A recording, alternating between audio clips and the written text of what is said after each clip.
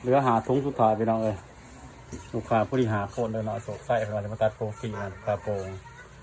อีกคนนึงมันบ่พอกันไปน้องเลยมันเหลือหาถุงแล้วเนาะสำหรับร้านโคนจะมาตัดผมหมดเลยเนาะ14 กุมภาพันธ์แต่ถุงยางน้ำไม้ฟีดเนาะแต่ม้อยไปปั่นกันนะคนอ่านนะเอาดึงเอาหนึ่งดึงเอาหนึ่ง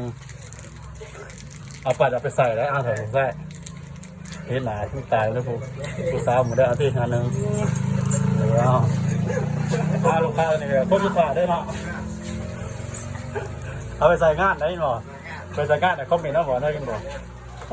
เบิร์ดเดี๋ยวพี่น้องกันสำหรับหลายคนจะไปมาตัดผมเนาะคลิปนี้สีร่มดูกันได้เนาะที่10 หาด้วยเนาะสำหรับหลายคนจะว่า10 ปลายคนด้วยเนาะเอาไปหันคอมเมนต์เนาะบอกได้ว่าได้ใส่งานบนเนาะ14 กุมภาพันธ์เป็นเนาะเลยมีทุนยางมากันโดดเด็ด